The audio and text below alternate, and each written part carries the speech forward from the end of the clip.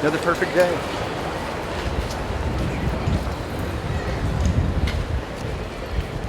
What? What's up, man? How are you? Nice to see you. Just walking and reading, as per usual. Yeah, sometimes.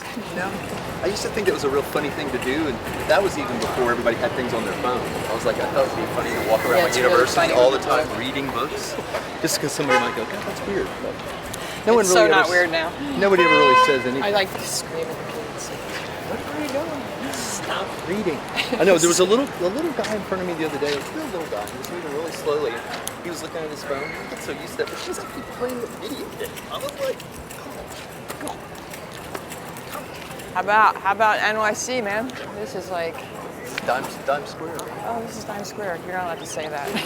Don't say I only say it because it seems silly. I say Canal Street.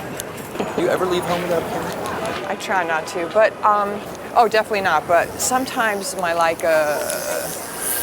I mean, look at this lens. It's so jacked. Of course, I just throw it in my bag with like keys and stuff. But it's a tool. It's a workhorse. It's a workhorse, but you know, it's not really great to jack your lens.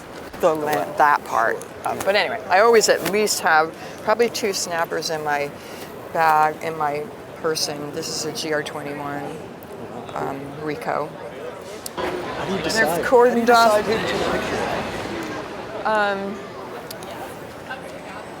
Who to take a picture of? Who to take a picture of? It's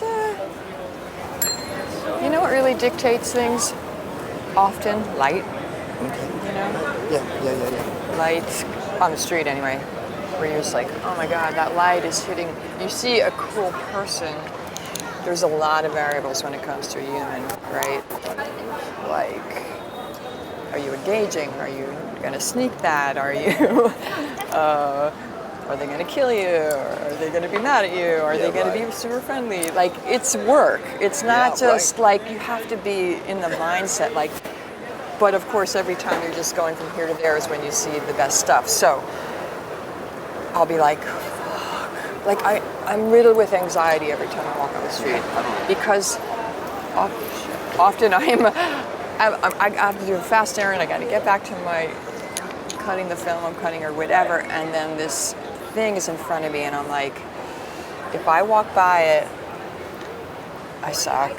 If I engage, I'm going to take some time. It might lead me to this or that. I might. Something Jill Friedman said to me when I was interviewing her for Everybody Street, because I asked her about, you know, she also hated that word, embedded.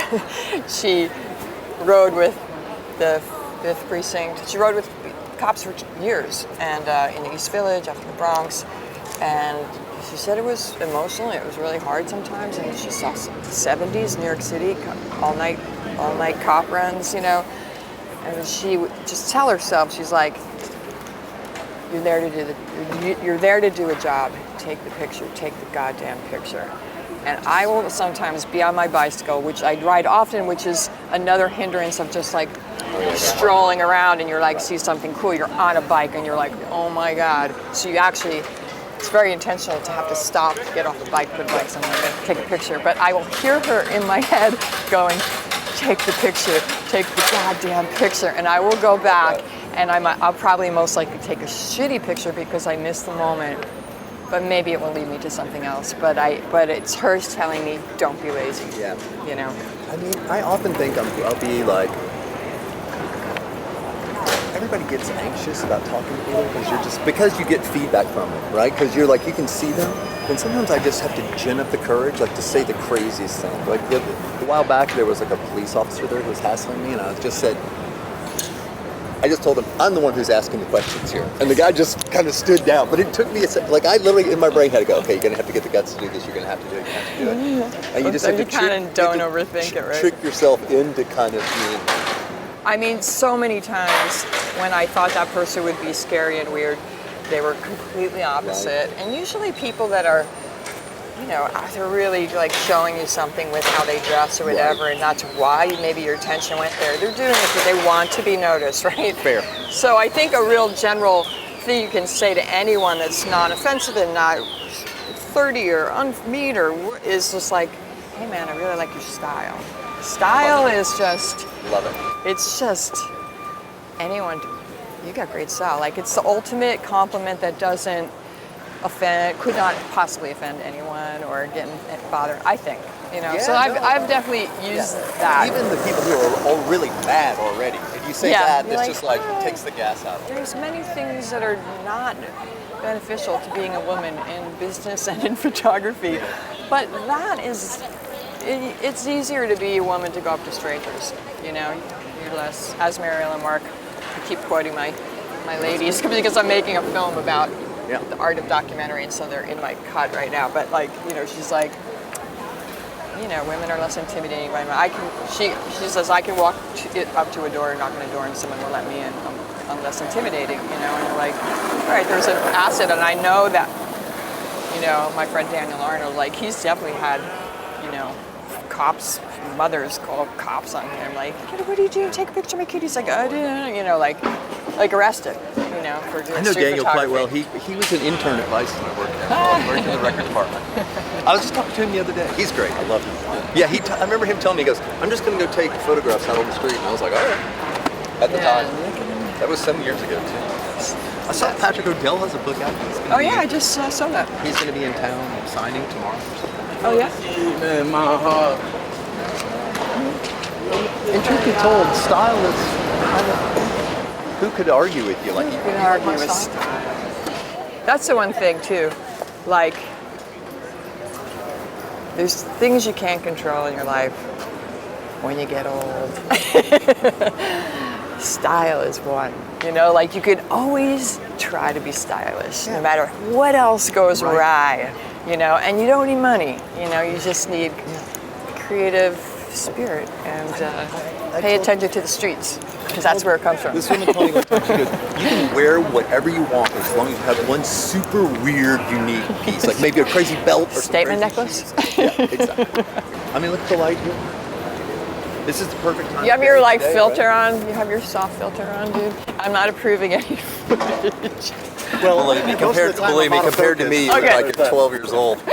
Well, this will catch your. When I did this, I was in the Ricky Powell documentary, and these guys came, and I'm just working, maybe cutting everybody's, I don't know what, and they come to my studio, and he tries to ask me questions. I told him, don't ask me that, and anyway, and then he's like, well, man, you're real easy, and we just interviewed Russian doll, the actress. Oh, Natasha Lyonne. And she took 5 hours for hair and makeup. I'm like, wait, hair and makeup? Wait, she did? I'm like, fuck. And then I go to the movie. It was in Tribeca. I go to the screening, and my friend, and I look like shit. And my friend comes up to me after the movie. She's like, it's so amazing watching you get older. And I'm like, is that a compliment? What the fuck? That is not something you should say to anyone. I'm like, fuck you too. Here we are at Forget Me Not. Here's Derek. What are you going to be for Halloween? I don't know. This is it.